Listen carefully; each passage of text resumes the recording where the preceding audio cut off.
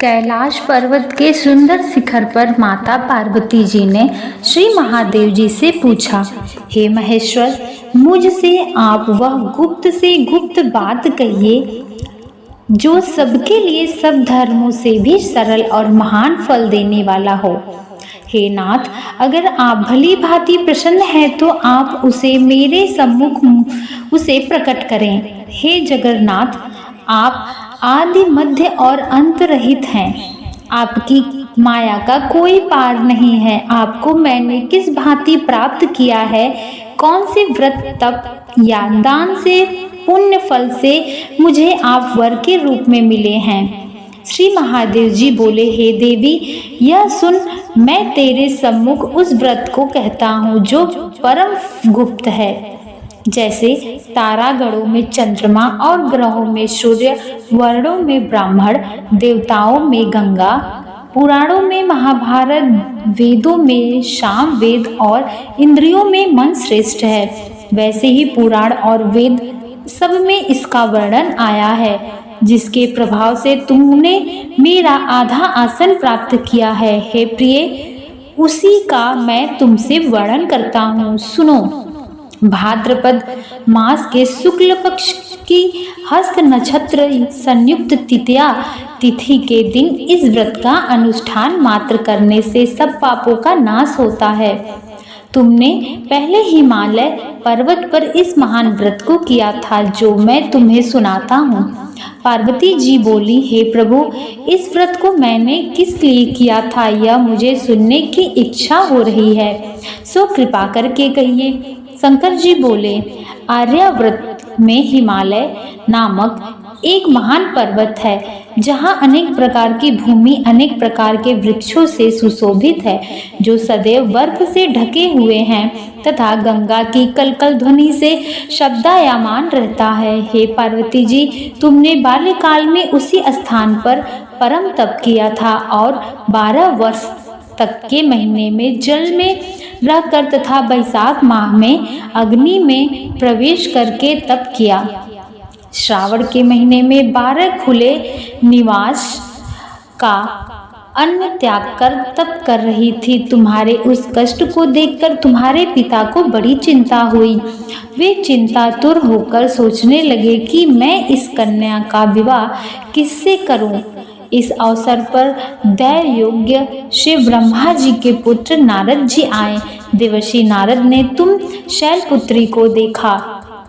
तुम्हारे पिता हिमालय ने देवर्षि को अर्धपाद आसन देकर सम्मान सहित बैठाया और कहा, हे मुनीश्वर, आपने यहाँ तक आने का कष्ट कैसे किया, कहिए क्या आज्ञा है। नारद जी बोले, हे गिरिराज, मैं विष्णु भगवान का भेजा हुआ यहाँ आया हूँ।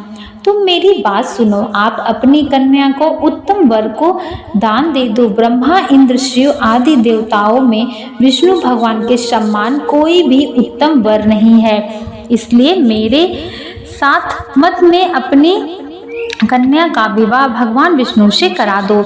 हिमालय बोले, हे भगवान वासुदेव, अगर मेरी कन्या का विवाह अपने साथ करवाना चाहते हैं, मेरी कन्या को खुद ग्रहण करना चाहते हैं, तो यह मेरे लिए गौरव की बात है। मैं अवश्य ही उन्हें दूंगा अपनी कन्या का हाथ। हिमालय का यह आश्वासन सुनते ही देवर्षि नारद जी आकाश में अंतर्ध्यान हो गए और शंख, चक्र, गदा तथा पद्म एवं पीताम्बरधारी भगवान विष्णु के पास गए। नारद जी भगवान विष्णु के सामने हाथ जोड़कर बोले, हे प्रभु, आपका विवाह कार्य निश्चित हो गया है। उधर हिमालय ने पार्वती जी से प्रसन्नता पूर्वक कहा, हे पुत्री, मैंने तुमको गरुड़ध्वज के भगवान विष्णु को अर्पित कर दिया है। पिता के इन वाक्यों को सुनते ही पार्वती जी अपनी सहेली के घर चली गईं और पृथ्वी पर जाकर गिरकर अत्यंत दुखी होकर विलाप करने लगी। उनको विलाप करते हुए देखकर सखी बोली, हे देवी, तुम किस कारण से दुखी पाती हो, मुझे बताओ, मैं अवश्य ही तुम्हारी इच्छा पूर्ण करूंगी। पार्वती जी बोली, हे सखी, सुन, मेरी जो मन की अभिलाषा है सुनाती हूँ। मैं श्री महादेव जी को वरण कर चुकी हूँ। मेरे इस कार्य को पिताश्री ने बिगाड़ना चाहा है, इसलिए मैं निसंदेह इस शरीर का त्याग करूंगी। पार्वती के इन वचनों को सुनकर सखी ने कहा, हे देवी, जिस वन को तुम्हारे पिताजी ने देखा ही न हो तुम वहां चलो। तब हे देवी पार्वती तुम अपनी सखी का यह वचन सुनकर ऐसे ही वन को चली गई। पिता हिमालय ने तुमको घर पर न पाकर सोचा कि मेरी पुत्री को कोई देव, दानव अथवा किन्नर हर ले गया है। मैंने देवराज नारद को वचन दिया था कि मैं अपनी पुत्री का भगवान विष्णु के साथ वरण करूंगा।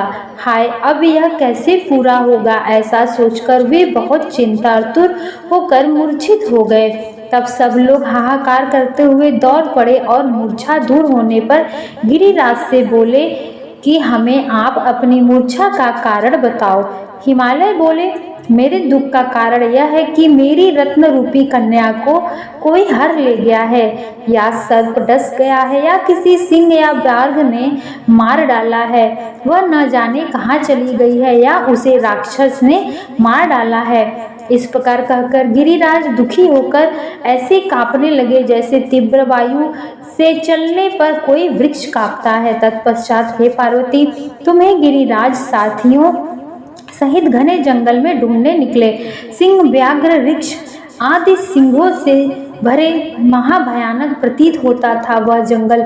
तुम भी सखी के साथ भयानक जंगल में घूमती हुई वन में एक नदी के तट पर एक गुफा में पहुंची। उस गुफा में तुम अपनी सखी के साथ प्रवेश कर गई, जहां तुम अन्य जल का त्याग कर बालू की मेरी एक प्रतिमा बनाकर आराधना करने लगी। उस समय पर भाद्रपद मास के हस्त नक्षत्र युक्त तृतीया के दिन तुमने मेरा विधि विधान से पूजन किया तथा रात्रि को गीत गाकर के जागरण किया। तुम्हारे उस महाव्रत के प्रभाव से मेरा आसन डगमगाने लगा। मैं उसी स्थान पर आ गया जहां तुम और तुम्हारी दोनों सखी पूजा कर रही थी।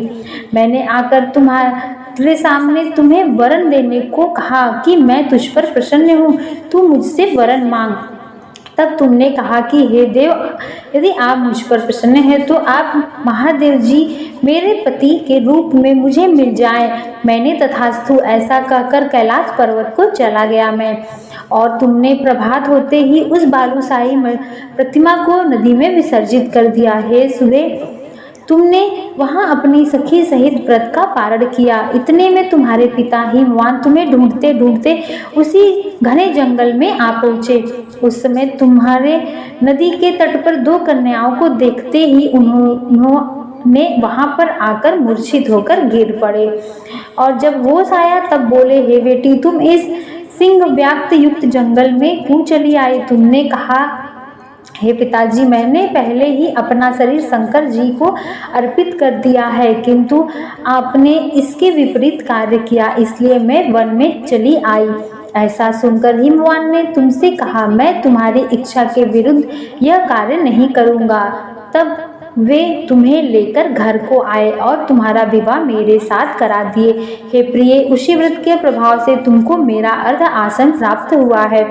इस व्रत राज को मैंने भी अभी तक किसी के सम्मुख वर्णित नहीं किया है।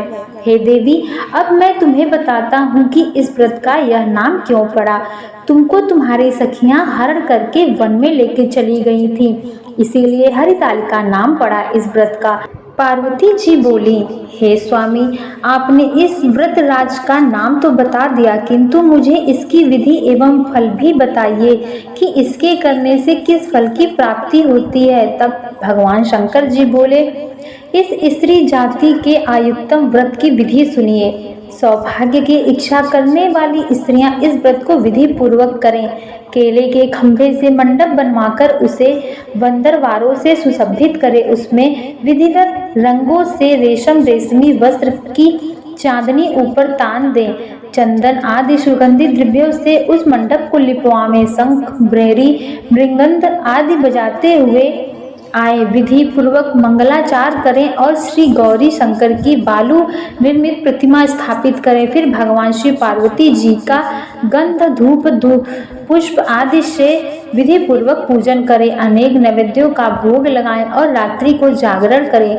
नारियल, सुपारी, जंजाविरी, नींबू, लौंग, नारियल, नारंगी आदि ऋतुफल तथा फूलों को एकत्र करके धूप दीप आदि से पूजन करें।